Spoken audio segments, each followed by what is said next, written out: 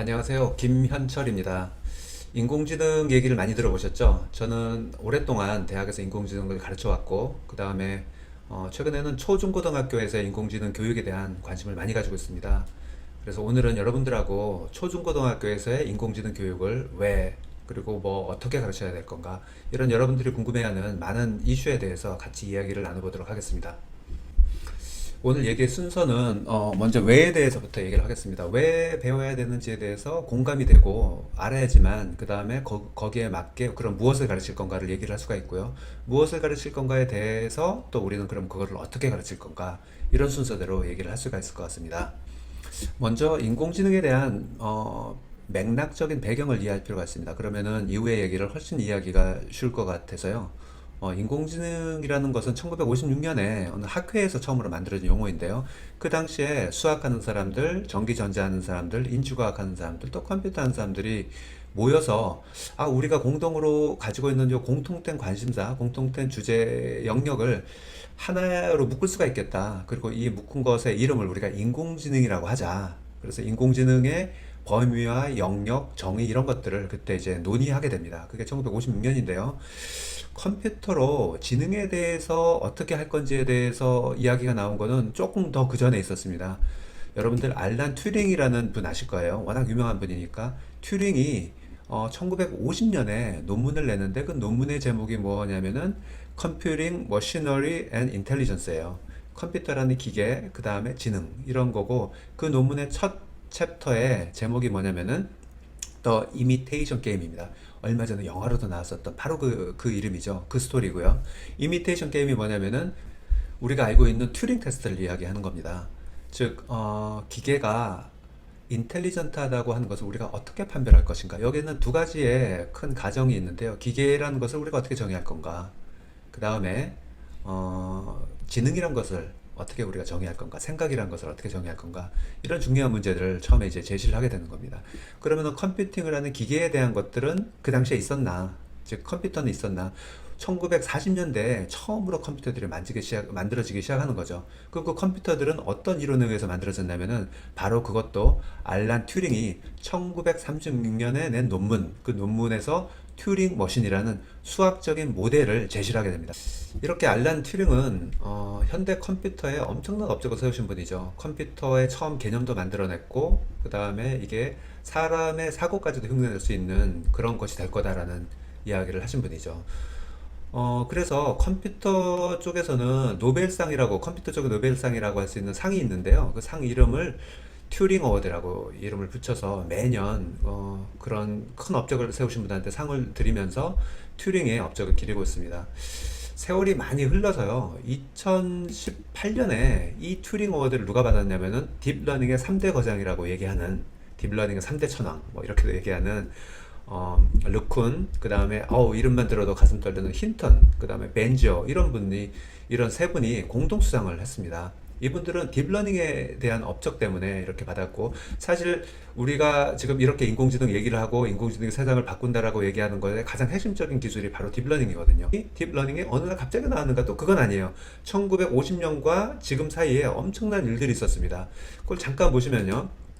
1956년에 그분들이 처음 모여서 인공지능이라는 인공지능이라는 학문 분야를 만들 때 그분들이 썼었던 기법들은 휴리스틱 탐색이나 논리 추론 같은 것들이었어요. 수학적이고 그다음에 알고리즘적으로 지능을 탐색하는 방법에 대해서 얘기를 했었고, 이 이후에 이것들은 전문가 시스템, 그다음에 1980년대 후반에 한창 인기가 있었던 백프로파게이션 뉴럴 네트워크, 신경망, 뭐 이런 것들이 있었고요. 딥러닝은 2000년 후반에 쭉 이어서 나오게 됩니다. 이것들이 또 뭐 별다른 건가, 구분되는 건가, 또 그렇진 않아요. 다시 얘기하면은 기계학습이라는 분야가 1980년대, 90년대에 큰 인기를, 굉장히 사람들의 관심을 많이 받았는데요. 기계학습은 데이터를 이용해서 하는 것들이거든요. 근데 그 기계학습의 영역 중에 한 분야가 또 신경망이에요. 그게 80년대 후반, 90년대에 큰 관심을 받았었죠. 그래서 많이 또 사용이 됐었어요. 사용이 됐는데 이것이 좀 하다 보니까 약간 또 문제가 있어서 해결이 안 됐었는데, 이 문제를 누가 해결했냐면은 바로 르쿤 힌튼 벤조 같은 사람이 해결을 해낸 거예요. 그리고 그 이름을 조금 더 각색을 해서 딥러닝이라고 이름을 붙인 거죠. 이것은 결국 신경망 또 올라가면은 기계학습 또 올라가면은 인공지능이라는 전체적인 큰 그림 안에서 쭉 이어져서 오늘날까지 이루어진 거죠. 그리고 그러면은 딥러닝이 갑자기 어떤 차이가 있는가? 우리 같은 사람, 보통 사람들 관점에서 보면은 그 전에 데이터들은, 그 전에 인공지능은 주로 기호적, 그러니까 언어 뭐 이런 것들이죠. 그런 것들의 논리적인 자동 처리에 관심을 많이 가졌어요. 그리고 데이터도 주로 수치 데이터에 관심을 많이 가졌었는데, 그걸로 처리를 했었었는데, 사실 수치 데이터만 가지고 하니까 어떤 뭐 이미지 데이터라든가 음성 데이터라든가 이런 거를 뭐 처리하기는 굉장히 힘들었었거든요. 근데 딥러닝이 나오면서 이미지, 소리, 언어 데이터들을 학습할 수 있게 돼버렸어요.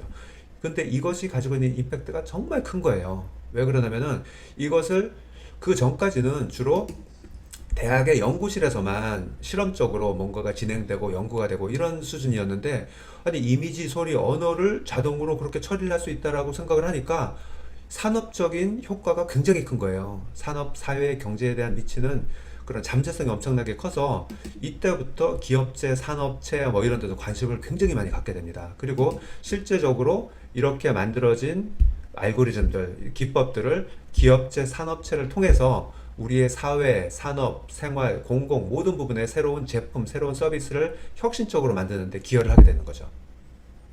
그러면서 우리 주변에, 그러니까 대학의 연구실 밖으로 인공지능이라는 분야가 나오기 시작합니다. 세상 속으로 이제 들어가게 되는 거죠. 그러다 보니까 이게 점점 그 임팩트 때문에 사회, 경제, 산업 그리고 직업의 인프라까지 이제 변화하게 됩니다. 이거 간단한 얘기를 들어볼까요? 예를 들어서 우리가 은행에서 다른 사람한테 다른 사람 계좌로 돈을 보낸다고 생각해보세요. 옛날에 어떻게 했습니까? 이것을 뭔가 직접 은행 가서 내가 누구다라는 거를 얘기를 하고 쓰고 사인을 해서 했었죠. 그 다음에는 인터넷이 나오면서 해야 되는데, 내가 누군지를 증명을 해야 되니까 공인인증서도 깔아야 되고 뭐 엄청나게 깔아서 그걸 증명을 하고 그래서 겨우 보냈었어요. 그런데 뭐 건너뛰어서 보면은 페이스 아이디라는 거 있잖아요. 사진만, 내 스마트폰에 내 얼굴만 보여주면은 바로 나라는 거를 인증을 해서 돈을 보낼 수가 있는 거예요. 얼마나 큰 변화입니까? 인프라가 바뀌어요. 이미지, 언어, 그 다음에 소리를 인텔리전트하게 사람처럼 처리할 수 있다는 거 자체가 가지고 있는 임팩트는 우리의 상상을 초월합니다. 굉장한 많은 인프라를, 우리가 흔하게 여태까지 100년 동안 써오던 인프라를 바꿔버리게 될 겁니다. 그러다 보니까 이제 학교 교육에도 이제 고려할 점이 생기는 거죠. 학교 교육이라는 것은 건전한 시민, 그 다음에 건강한 직업인을 양성하는 것이 주요 목적 중에 하나죠. 그러기 위해서 어떤 소양과 산업, 그러니까 세상에 나갔을 때 필요한 소양과 역량을 길러주는 것인데, 밖에서 벌어지고 있는 세상의 산업과 뭐 직업과 이런 것들의 인프라가 바뀌어 버리는 거예요. 그러면 학교에서 그런 바뀐 인프라와 바뀐 세상에 대한 소양과 역량을 가르쳐 줄 필요가 있는 거죠. 그 관점에서요. 그러면서 이제 얘기가 시작이 되는 겁니다. 왜 초중고등학교에서의 인공지능을 가르쳐야 될까? 그러면 어느 정도까지, 어느 범위까지 가르쳐야 될까? 이런 고민이 이제 되게 되는 겁니다. 왜 배워야 되는가? 이미 얘기가 조금 된 것 같은데요. 말씀드린 대로 인프라가 완전히 바뀌어야 되는 겁니다. 이거 50년 전의 인프라, 30년 전의 인프라하고 또 다릅니다. 지금의 인프라는 스마트폰 기반이고요. 그러니까 무선 인터넷 기반인 거고, 데이터 기반인 거고, 그 다음에 소프트웨어와 인공지능, 클라우드 기반으로 세상의 모든 것들이 새로 재편이 되고 있습니다. 이것을 인정하셔야 돼요. 그 위에서 윤리, 소양, 공감, 배려, 소통 이것들이 다 바뀌게 되는 거고요. 그 위에서 사회, 산업, 경제, 고용, 정치 모든 게 다 바뀌게 됩니다.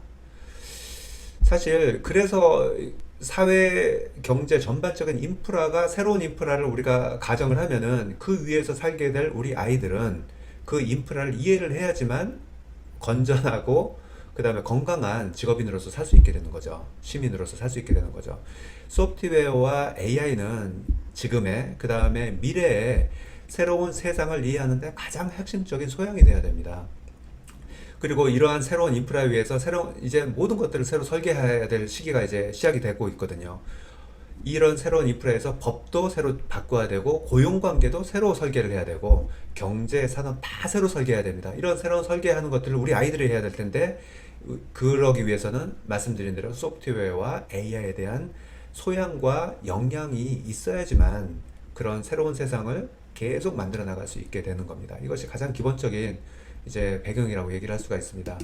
우리만 이런 얘기를 하고 있는 건 아니고요. 미국의 경우를 보면은 2016년 12월에 백악관 보고서 인공지능, 자동화, 그리고 경제라는 보고서에서 인공지능이 가지고 있는 어떤 그 임팩트에 대해서, 영향에 대해서 잘 설명을 하고 있습니다. 거기서 교육을 엄청나게 강조를 하고 있어요. 거기에 대해서 언급을 했고, 2019년 백악관 보고서에서 또 뭐 인공지능 연구, 국가 인공지능 연구 개발 전략이라는 보고서에서 어, 인공지능 쪽을 우리가 리드하기 위해서 초중고등학교 교육이 굉장히 중요하다라는 것을 강조를 하고 있습니다. 그리고 또 2019년에 나온 행정명령에서 그러면은 우리 아이들이 앞으로의 세상에서 인공지능을 100% 활용할 수 있도록 국가가 지원해 줘야 된다. 뭐 그런 이제 얘기들을 하고 있고요. 거기에 따라서 미국의 NSF하고 NSF가 주관이 돼서 AI for K-12 뭐냐면은 초중고등학교를 위한 인공지능이라는 이니시애티브를 시작하게 됩니다. 이 이니시애티브에서 세 가지를 하게 되는데요. 인공지능 교육에 대한 가이드라인을 만들고, 그 다음에 인공지능 교육을 위한 여러 가지 학습 자료, 도구들을 위한 리파지토리를 만들고, 그 다음에 초중고등학교 인공지능 교육을 위해서 같이 협조해야 될 어떤 커뮤니티를 이제 만든다. 뭐 이런 일들을 이제 시작을 하게 됩니다. 그것이 바로 작년입니다. 작년에 시작을 하게 됩니다. 그래서 미국의 경우를 보면은 이러한 생태계가 굉장히 잘 만들어져 있는데요. 정부는 이제 예산과 법과 제도를 지원을 하고 또 학계에서는 연구 결과를 확산시키고 연구를 진행을 하게 되고요. 그 다음에 학교에서는 뭐 교사연합회나 이런 걸 통해서 또 교육청을 통해서 실제로 학생들을 가르치는 일들을 이제 진행을 하게 되고요. 또 하나는 이제 기업들이 굉장히 많이 참여를 하고 있습니다. IBM, 마이크로소프트, 그 다음에 뭐 구글, 페이스북 이런 데서 참여를 해서 아이들이 쉽게 교육을 받을 수 있는 여러 가지 도구, 플랫폼 이런 것들을 이제 제공을 하고 뭐 여러 가지 이제 캠프 같은 것들도 지원을 하고 있습니다. 그 외에 국가들도 굉장히 발빠르게 움직이고 있는데요. 중국 같은 경우에는 모든 학년 단위의 AI 교과서를 벌써 발간을 해서 이제 교육을 시범 교육을 이제 시작하기 시작했고요. 인도도 뭐 중학교부터 선택 과목으로 인공지능을 도입을 했고, 일본은 정보 과목 내에서 AI 교육 관련된 내용을 조금 더 강화시켜 나가는 방향으로 지금 막 시작을 했고요. 유럽에서는 OECD 유럽위원회에서 초중고등학교 AI 교육 도입을 위한 어떤 보고서까지 이제 발간을 해서 막 준비를 하고 있습니다. 한국은 2019년 12월에 인공지능 국가 전략을 발표를 합니다. 그 발표를 통해서 굉장히 지금 발빠르게 움직이고 있는데요. 초중고등학교 인공지능 교육과 관련된 내용을 잠깐 보면은 현재 초중고등학교에서 인공지능 교육 과정을 개발하고 있고 또 인공지능 교육을 할 수 있는 어떤 플랫폼을 또 준비 중에 있고요. 시범 학교는 이미 운영이 되고 있는 것으로 저는 알고 있습니다. 이것을 위해서 각 교육청들이 굉장히 발빠르게 움직이고 있고 과학창의재단, EBS, 캐리스, 그 다음에 네이버 커넥트 재단 이런 뭐 기업 제에서도 또 굉장히 많은 관심을 가지고 지금 발빠르게 움직이고 있습니다. 기본적인 소양과 역량과 집에서 인공지능 교육이 필요하다는 말씀을 드렸는데요. 그러면은 무엇을 그럼 가르쳐야 될 건가에 대해서 한번 얘기를 해보도록 하겠습니다. 사실 인공지능이라는 단어가 워낙 유행을 하다 보니까 많은 사람들이 알고 있는 것 같기도 하고 모르고 있는 것 같기도 하고 굉장히 혼란스러울 때가 많아요. 그리고 자기의 경험과 들은 것만 가지고 얘기하니까 오개념을 얘기하는 경우도 굉장히 많고요. 제가 지금 화면에 띄워놓은 것을 한번 보시기 바랍니다. 문제입니다. 다음 중 인공지능인 것은 쉽게 고르실 수 있을 것 같아요. 전자레인지는 인공지능이 아니죠. 이건 좀 어렵네요. 세 번째 것은 그러니까 현금 지급기가 인공지능인가요? 내가 돈을 얼마를 찾을 건지를 내가 알려주면은 그 돈을 알아서 만들어서 나한테 주는 거예요. 이거 인공지능인가요? 또, 또 다르게 또 사람들이 많이 질문하는 것 중에 하나가 소프트웨어와 인공지능의 차이는 뭔가요? 소프트웨어도 사람을 도와서 뭔가를 자동화 시켜주는 거고, 인공지능도 그렇다고 하면 그 차이는 뭔가요? 다음 예를 한번 봅시다. 계산기 4의 제곱은 16이죠. 4, 4, 16. 그거 2 더하기 5는 7. 뭐 이렇게 계산해 주는 거예요. 그거 인공지능인가요? 지능이라고 얘기하는 사람들도 있을 수 있을 것 같아요. 왜 그러냐면은 계산하는 거가 얼마나 지능적인 일인가 그거를 대신해 주니까 이거 인공지능 아닌가요? 얘기할 수 있겠죠. 한글 편집기에서 단어 철자가 틀렸다고 얘기해 주는 거, 이거 지능적인 거 아닌가요? 얘기를 해줄 수 있습니다. 아닙니다. 그 다음 것들은 지능이라고 얘기할 수 있어요. 문장의 맥락을 이용해서 어떤 문장이 들어갈지를, 어떤 단어를 쓸 건지를 예측해서 제시를 해준다고, 추천을 해준다고 하면은 그거는 인공지능이라고 얘기할 수 있어요. 자동 번역, 내가 한국말로 얘기하면 영어로 번역해 주는 거예요. 이건 인공지능입니다. 제가 왜 이 예를 두 개를 들었냐면은 인공지능의 개념을 정확하게 알기 위해서 인공지능이 아닌 것들을 계속 비교를 하다 보면은 여러분들이 조금 더 개념을 쉽게 이해를 할 수가 있을 것 같습니다. 인공지능의 특징은 뭐냐면은 일반적인 컴퓨터 소프트웨어는 절차적인 알고리즘, 프로그램으로서 뭔가를 해결하는데 절차적인 알고리즘으로는 해결이 불가능한 문제들이 있어요. 그것들이 보통 우리가 일반적으로 지능적인 행위라고 얘기하는 건데요. 그것이 뭐 예를 들면은 경험적인 직관, 그 다음에 학습하는 거, 추론하는 거, 그 다음에 뭐 인식하는 거, 이런 것들이 될 수가 있어요. 제가 몇 가지 예를 들어볼까요? 제가 지하철을 타고 출근을 하는데, 사람들이 굉장히 많잖아요. 많은데, 30년 만에 제 초등학교 동창을 만난 거예요. 제가 어떻게 그 친구가 그 수많은 얼굴들 중에서 특정한 어느 얼굴이 나의 초등학교 동창이라는 것을 알고 그 친구를 만난 지가 30년이 됐다는 걸 어떻게 알 수가 있을까요? 이거 컴퓨터 프로그램을 만들 수 있을까요? 그리고 그 제 자리 앞에 20대 초반의 여성이 앉아 있어요.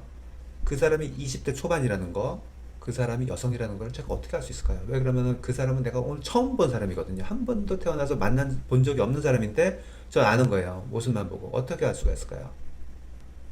제 머릿속에는 20대라는 거, 여성이라는 것을 구분할 수 있는 모델이 학습되어 만들어져 있는 거죠. 이것을 프로시저럴한 프로그램을 만드는 것은 불가능합니다. 예. 그리고 또 그 여성을 보다 보니까 학생인 것 같아요. 책을 꺼내서 공부를 하고 있는데 공부하는 내용을 보니까 오늘 시험 보는 것 같아요. 또 생각을 해보니까 제가 하는 수업에 오늘 시험이 있는 거예요. 그러면은 저 학생이 제 수업을 듣고 있는 학생인가? 라는 식으로 추론을 하게 되는 거예요. 추론을. 그렇게 해서 증거를 잡아서 어떤 결정을 내리게 되는 거죠. 이거 굉장히 지능적인 것입니다. 컴퓨터 프로시저럴 프로그램으로는, 알고리즘으로는 불가능한 문제들이죠. 이런 것들을 자동화시키고 싶은 거예요. 이런 문제들이 굉장히 많습니다. 체스, 바둑 두는 거예요. 그거 체스하고 오목까지는 절차적인 알고리즘으로 해결을 했었습니다. 근데 바둑으로 넘어가면서 그 가짓수가 워낙 많아지니까 불가능했었죠. 예. 자연어 처리하는 거, 퀴즈 푸는 거, 운전하는 거, 얼굴 인식하는 거, 의료 진단하는 거, 이 모든 것들이 여기에 해당하는 문제들이고 지금 이 문제들을 인공지능이 해결을 하고 있는 문제입니다. 인공지능을 좀 개략적으로 정의를 내리면 다음과 같이 얘기를 할 수가 있습니다. 인간의 지능적인 행위, 즉 의사결정이라든가 판단, 추론, 예측 같은 지능적인 행위를 흉내내는 컴퓨터 시스템, 컴퓨터 소프트웨어, 이렇게 얘기를 하면은 대략 이렇게 맞게 우리가 정의를 내는 거라고 할 수 있습니다. 사실 실제적으로 굉장히 많은 다른 관점의 정의들이 지금 여기 그림에 나와 있는 것처럼 있는데요. 뭐 크게 나누면은 실제로 사고 자체도 사람의 인지 사고하고 똑같이 해야지 이걸 인공지능을 할 수 있다. 아니다. 나온 결과만 지능적이면 되지 않느냐. 이런 관점이 있을 수 있고요. 또 하나는 이것이 인간보다 나아도 안 되고 못해도 안 되고 인간처럼만 하는 거를 우리가 만들어야지 인공지능이다. 아니다. 대부분의 인간보다는 훨씬 뛰어난, 보통 인간보다 뛰어난 결과를 낼 수 있어야지 인공지능을 우리가 이제 그것이 우리가 추구하는 인공지능이다. 이렇게 얘기할 수도 있습니다. 그래서 뭐 인지과학 관점, 뭐 여러 가지 관점들이 있는데 지금 우리가 얘기하고 있는 인공지능은 대부분의 인간들보다는 훨씬 뛰어난 어떤 행위, 예측과 지능적인 결과를 보여줄 수 있는 시스템, 뭐 이렇게 얘기할 수가 있습니다. 이것을 보통 우리가 에이전트, 지능형 에이전트라고 이제 얘기를 할 수가 있는데요. 뭐 예를 들어서 의료진단 시스템, 인공지능 이미지 분석 시스템, 인터랙티브한 영어 교사, 그 다음에 불량품을 자동으로 제거해주는 로봇, 자율주행 자동차, 알파고, 이런 것들을 다 인공지능의 에이전트 관점으로 우리가 이제 볼 수가 있습니다. 사람보다 다 뛰어나잖아요. 그리고 실제적으로 속에서 어떻게 뭐 사고하는지는 모르지만은 지능적인 행위가 결과로 나타나잖아요. 그죠? 실제로 인공지능에서 배우게 되는 내용은 인공지능을 포함하고 있는 영역은 뭐 이전에도 말씀을 드렸듯이 문제 해결, 그다음에 추론, 그다음에 학습, 뭐 인식 이런 부분으로 나눠져 있고요. 이것을 초중고등학교 교육에서 어느 부분을 어떻게 어떤 비중으로 가르쳐야 될 건지에 대해서는 굉장히 많은 이야기들을 지금 우리가 나누고 있습니다. 아까 말씀드린 AI for K-12 같은 미국의 같은 경우에서는 5가지의 빅 아이디어를 제시를 했는데요. 그것이 인식, 그 다음에 표현과 추론, 기계학습, 그 다음에 뭐 인간과의 상호작용, 그 다음에 또 추가적으로 사회적 영향력 이런 기술들이 사회적으로 어떤 임팩트를 가지게 되는지에 대해서 이제 아는 것도 매우 중요하니까요. 이런 5가지 영역을 이제 얘기를 하고 있습니다. 소프트웨어와 AI의 관계에 대해서 또 궁금해하시는 분들이 많이 있더라고요. 소프트웨어는 알잖아요, 그죠? 우리가 컴퓨터 프로그램을 해서 뭔가가 자동으로 이렇게 돌아가는 인풋이 들어가서 아웃풋이 나오는 건데 한번 예를 들어 볼게요. 어느 학생이 상어 게임을 만들었어요. 무슨 스크래치나 엔트리 가지고요. 그래서 상어가 움직이는 것을 키보드 가지고 이제 움직이게 만들었거든요. 근데 생각해 보니까 키보드가 아니고 내가 옆으로 가, 위로 조금 이렇게 말만 하면 말을 알아듣고 내 상어가 움직이게 하고 싶은 거예요. 그거 프로그래밍으로 할 수 있나요? 없거든요. 왜 그럼 말을 이해하는 것은 인공지능에 해당하는 거예요. 그리고 그 말의 맥락과 의도를 알아내는 것은요. 그래서 이런 부분을 우리 이제 소프트웨어 쪽에서는 어떻게 하냐면은 그 부분만 어떤 특정한 모델을 만들어서 집어넣습니다. 사람의 말을 이해하는 그 모듈을요. 그럼 그 모델은 어떻게 만드느냐? 데이터로 만들죠. 데이터로. 모델을 밖에서 따로 만든 거예요. 데이터로부터 훈련을 시켜서 말을 알아듣는 훈련을 시켜서 사람의 말을 알아듣는 어떤 모델을 만들면은 그 모델을 갖다가 소프트웨어에서 갖다가 쓰면 되는 거죠. 예. 데이터로부터 이런 모델을 만드는 것을 뭐라고 하냐면은 기계학습 알고리즘이라고 이야기를 합니다. 그렇게 해서 저 모델을 사용한 소프트웨어, 즉 무슨 말을 알아듣는 상어 게임 같은 거요. 말로 이제 조정하는 상어 게임 같은 거가 에이전트가 될 수가 있는 거죠. 지능형 에이전트가 될 수가 있는 거고 어떤 시스템에 들어가서 사용이 되게 되는 거죠. 예를 들면은 저 소프트웨어가 어떤 하드웨어, 센서하고 이제 붙게 되면은 진짜 사람처럼 움직이는 그런 로봇이 될 수 있는 거죠. 터미네이터 같은 로봇도 될 수 있는 거죠. 로봇은 뭐 어떤 피지컬한 뭐 장치를 움직이는 거지만 그 속에 내부에는 인공지능 모델이 들어가 있게 되는 겁니다. 사실 그래서 전체적인 맥락은 우리가 인공지능 교육을 한다라고 하는 이 맥락은 소프트웨어 교육의 연장선상에 있다 이렇게 우리가 볼 수가 있습니다. 소프트웨어의 일부다 이렇게도 얘기할 수가 있고요. 하지만 소프트웨어보다도 엄청난 임팩트를 가지고 있죠. 그리고 사람이 더 잘하던 것을 하기 시작하는 거죠. 소프트웨어가 인식이라든가 추론이라든가. 그래서 뭐 산업 생산성이라든가 아니면 직업, 경제, 사회 혁신을 유도를 할 수 있는 어떤 큰 역할을 하게 된다고 우리가 생각을 하시면 될 것 같습니다. 자, 그럼 우리 학생들은 그러면은 어느 범위까지 배워야 되는가라는 것을 한번 이야기해 보도록 하겠습니다. 여기 그림을 한번 보시면요. 전체적인 이제 계략적인 흐름이 나와 있는데 제일 왼쪽에 보시면은 인공지능 알고리즘을 연구소나 대학 연구소에서 굉장히 이렇게 열심히 만들어내는 그룹이 있어요. 만들어내서 이것이 이제 그렇게 만들어낸 알고리즘들을 이해를 해서 그것을 또 뭐 언어라든가 라이브러리라든가 이런데 도구들을 만들어내는 사람이 있고요. 또 그런 그 새로운 이론들을 금융이라든가 언어라든가 뭐 과학, 의학하고 접목을 해서 그쪽에 또 새로운 이론들을 만들어내는 사람들이 있습니다. 이렇게 만들어내게 되면은 도구로서 만들어지게 되는 거니까 사람들이 쓸 수 있게 되는 거잖아요. 이런 것들을 뭐 산업이라든가 뭐 스타트업이라든가 이런 데서 소비자용 서비스나 제품이나 앱 같은 거로 만들어낼 수가 있어요. 그렇게 만들어내서 뭐 제품이 나오게 되면은 그 만들어낸 제품들을 소비자들이, 사용자들이 사용을 하게 되는 거죠. 그럼 사용자들은 어떤 이익이 있는 건가? 그런 제품들을 사용을 함으로 인해 가지고 어떤 생활이 더 편리해지고 어떤 새로운 진로를 찾을 수도 있고요. 새로운 뭐 작업을 더 효율적으로 할 수가 있는 거고 의사결정하는데 도움을 받을 수 있게 되는 거죠. 이것이 이제 전체적인 흐름인데 그러면은 각 초등학교, 중학교, 고등학교, 대학교, 대학원 급별로 어디까지가 중점을 두고 배워야 되는 것인가 라는 것을 생각을 해보면은 이 그림처럼 생각을 해볼 수가 있습니다. 예를 들어서 어, 인공지능을 리터러시, 인공지능 소양 교육이라 그러면은 뭐 세상에 나가서 인프라가 바뀌었으니까 그 인프라에서 뭔가를 내가 생활을 할 수 있는 것을 배우면 되잖아요. 그러면은 그것은 예를 들어서 어떤 인공지능 제품들을 내가 사용을 해서 나의 활용 목적에 맞게 잘 활용을 해서 내가 어떤 효율성을 찾는 거, 어떤 편리함을 찾고 뒤지지 않는 거, 뭐 이런 것들을 얘기를 할 수가 있게 되는 거죠. 그래서 소양 교육이라 그러면은 지금 여기 제가 그린 것처럼 저 부분을 이제 포함하게 되는 거고요. 초중고등학교는 거기서 조금 더 나가야 될 것 같아요. 초중고등학교에서는 사실 실제로 인공지능적인 모듈들이 만들어 놓은 것들, 도구들이 있으니 이 도구들을 갖다가 내가 사용을 해서 내가 어떤 프로젝트를 하거나 어떤 것들을 만들어 보는 거.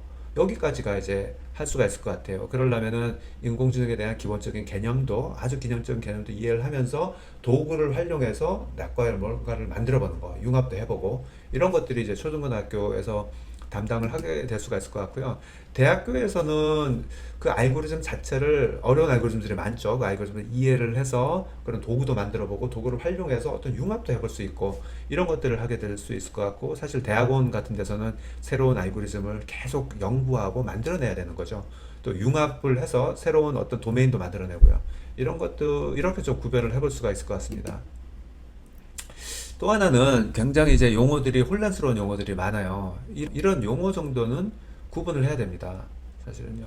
그래서 뭐 예를 들면은 빅데이터, 그다음에 데이터 과학, 인공지능. 인공지능하고 데이터 과학이 같은 거 아니에요? 빅데이터가 데이터 과학 아니에요? 저는 인공지능은 모르지만은 딥러닝은 알아요. 이건 말이 안 되는 얘기잖아요. 그죠? 이런 것들도 이제 우리가 다뤄야 될 것 같고요. 마지막으로 우리가 또 다뤄야 될 것 중에 하나는 좀 윤리적인 것들인데요. 아까 말씀드린 것처럼 인공지능이란 거가 이제 사회 인프라로 이제 나왔는데 우리 인간은 그럼 어떻게 살아야 될 건가? 여기서는 두 가지의 관점을 우리가 생각을 해봐야 됩니다. 하나는 인간과 기계가 어떻게 협업을 할 것인가? 우리가 대결해야 될 것이 아니고 그 기계를 활용을 해서 내가 더 효율적으로, 내가 더 창의적으로 다른 일을 할 수 있도록 우리가 협조적으로 뭔가를 하는 그런 체계, 협업 체계. 이거에 대해서 우리가 교육을 해야 되고요. 또 하나는 인공지능 윤리, 특히 데이터 편향성에 대해서 이야기를 많이 해야 됩니다.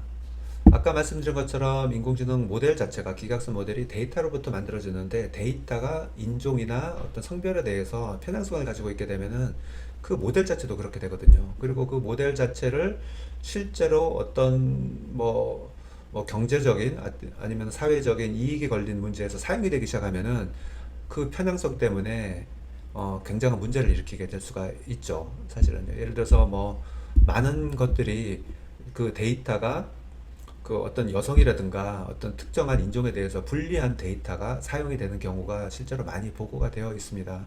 뭐 또 뭐 구체적인 우리 주변의 예를 들게 되면은 인공지능 면접관을 한번 생각해 보세요.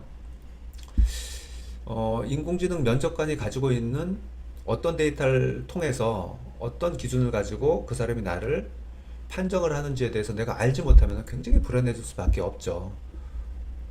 제 생각에는 데이터 편향이 있을 수 있어요. 데이터 편향이 있을 수 있어서 내가 거기에 해당하면 내가 손해를 볼 수가 있게 되는 거죠. 그러면은 인공지능 면접관을 쓰지 말고 사람 면접관을 쓰자라고 얘기를 하면은 사람 면접관은 그런 편향성이 없는가? 오히려 더 할 수도 있는 거죠. 예.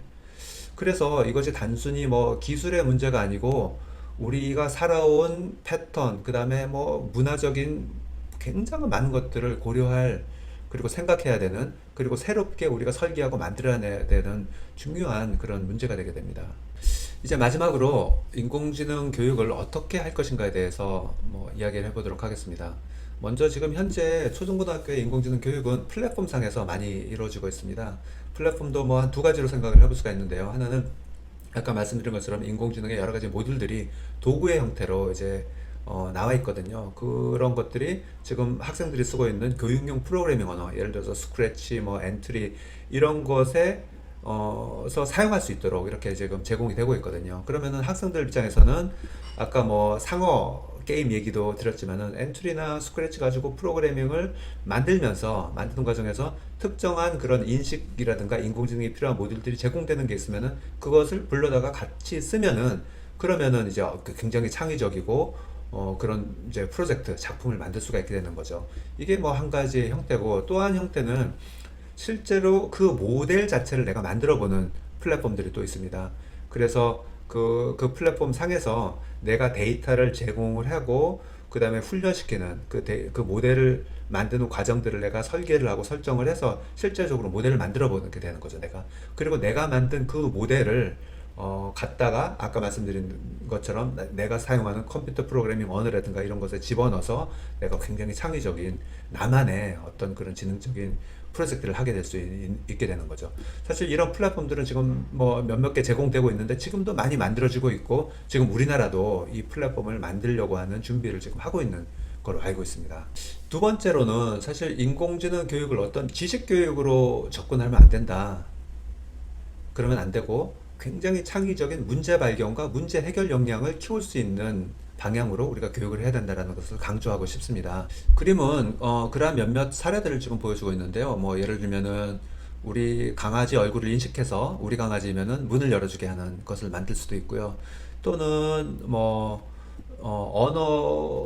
언어가 좀 힘드신 그런 노인분들의 어떤 그 소리를, 어떤 신호 소리를 훈련을 시켜서 그 신호에 따라서 뭐 불을 켜게 한다든가 아니면 불을 끄게 한다든가 이런 것도 만들 수가 있는 것을 볼 수가 있습니다. 사실 이것들을 가지고 보면은 어떤 인공지능에 대한 기본적인 지식도 있어야 되고, 그 다음에 컴퓨팅 사고력 역량, 소프트웨어 역량도 있어야 되고, 그 다음에 그걸 두 개를 이용해서 혁신할 수 있는 어떤 굉장히 창의적인 아이디어도 있고, 그 아이디어뿐만이 아니고 실제로 구현해낼 수 있는 능력까지 우리가 생각을 해봐야 될 것 같습니다. 또 하나 우리가 생각해야 될 키워드 중에 하나는 융합이 될 수가 있습니다. 사실 융합은 굉장히 중요한 교육적인 이슈를 가지고 있는 부분입니다. 최근에 아이세프 같은 그런 대회에 나오는 작품들을 보게 되면 융합적인 것이, 특히 인공지능을 기반으로 한 융합이 굉장히 늘어나고 있습니다. 데이터, 그 다음에 컴퓨팅 소프트웨어, 인공지능, 이 개념은 융합을 위한 굉장히 강력한 도구가 될 수가 있습니다. 그래서 인공지능을 활용해서 다른 분야와의 융합을 생각해 보게 하는 것은 굉장히 중요한 이슈라고 생각을 합니다. 이제 마지막 요약과 제언입니다. 먼저 왜라는 얘기를 했었는데요. 이거는 새로운 인프라다. 새로운 세상의 인프라고 피해갈 수가 없는 거다. 반드시 가야 될 영역이다. 그래서 이 새로운 인프라와 세상에서 살아가야 될 우리 아이들은 기본적인 소양과 역량을 가지고 있어야 된다. 그래서 학교에서 가르쳐야 된다. 모든 아이들한테. 한 명도 빼놓지 말고. 이것이 이제 Y가 될 수가 있고요. 그러면은 무엇을 가르칠 건가에 대해서는 아까 말씀드린 것처럼 초등학교, 중학교, 고등학교, 대학교마다 다 다른 교육의 목적과 배경을 가지고 있기 때문에 거기에 맞게 새로 설정을 해야 된다. 하지만 중요한 것들은 이것이 소프트웨어 교육의 연장선상, 확장선상에 있다. 라는 것을 우리가 이제 알 필요가 있고요. 하지만 그것보다는 훨씬 크고 다른 범위와 임팩트를 가지고 있다라는 것도 알아야 된다고 생각합니다. 그리고 어떻게 관점에서 또 이제 정리를 해보면요, 실습이 굉장히 중요하거든요. 실제로 해보는 것이 중요하기 때문에 그런 실습을 해볼 수 있는 플랫폼이 이제 중요하다. 그리고 그 플랫폼에서는 실습뿐만이 아니고 공유하고 협업할 수 있는 그런 환경을 제공해줘야 된다. 그리고 융합적이고 창의적인 프로젝트를 많이 활용을 할 필요가 있다. 그리고 인공지능 윤리, 특히 데이터 편향성 같은 데서 정확하게 인식을 하고 모든 사람이 그 문제에 대해서 관심을 갖고 더 좋은 그런 이제 인프라와 어떤 인공지능 서비스를 만들 수 있는데 이제 참여를 해야 된다라는 것도 이제 굉장히 중요한 이슈라고 생각합니다.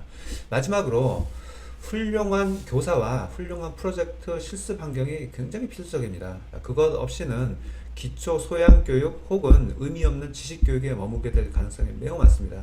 훌륭한 교사와 실습 환경을 통해서 아까 얘기한 것처럼 창의적인 미래를 이끌어 나갈 수 있는 그런 역량을 키울 수가 있게 됩니다.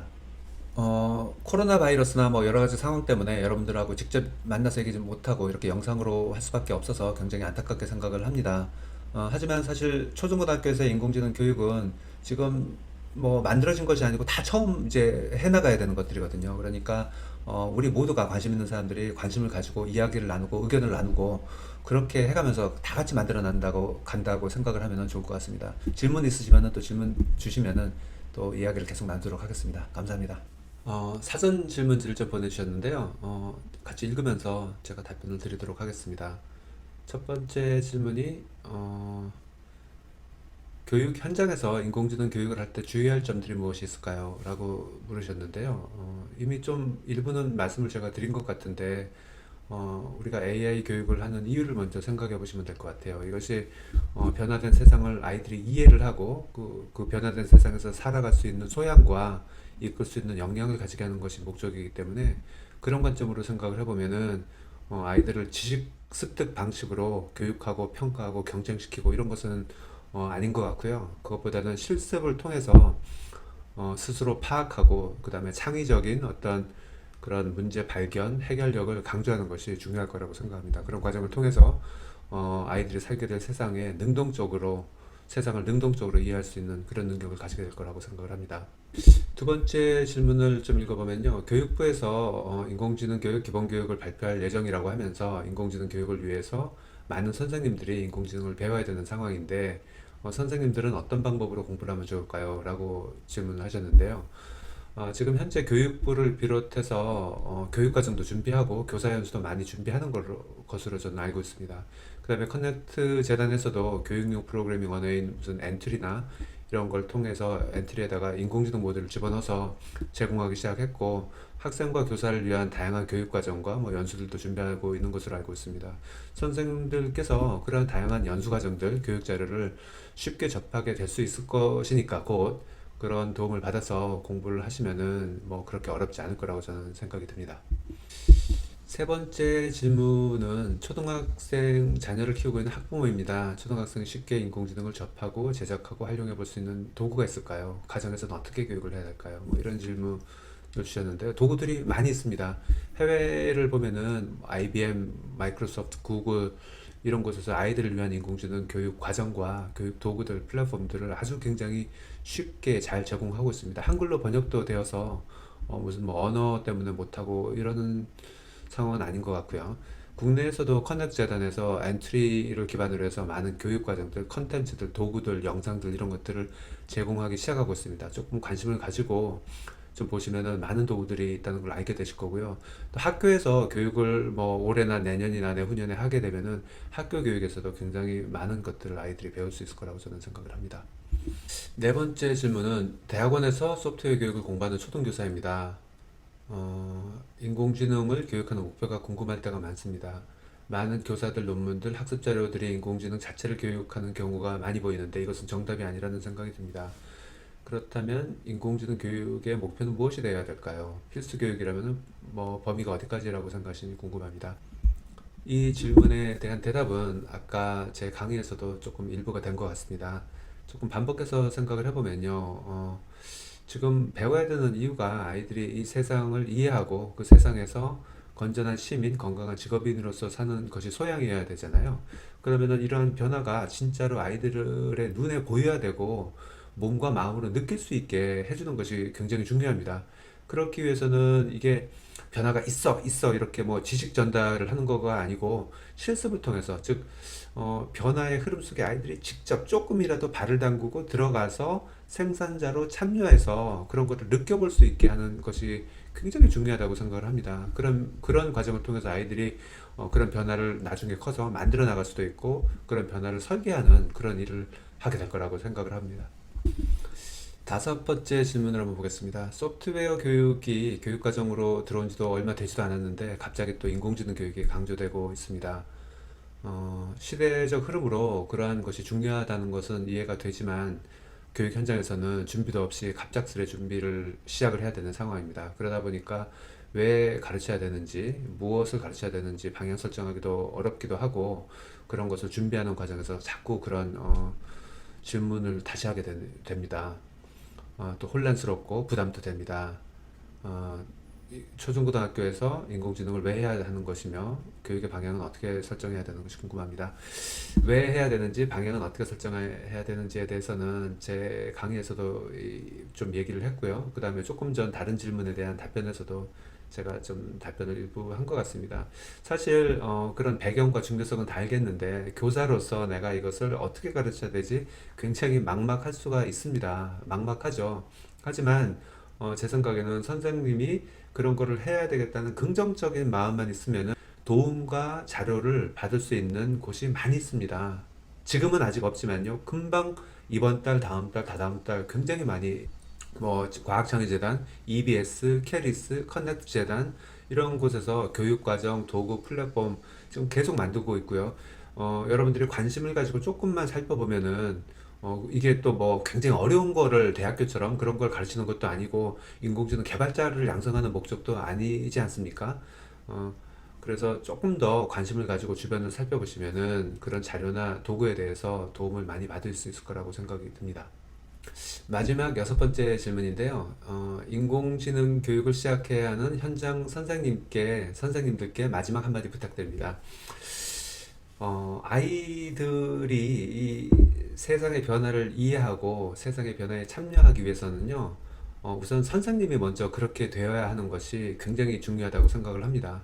사실 훌륭한 선생님이 교육에 있어서는 훌륭한 선생님이 바로 그 자체가 혁신입니다.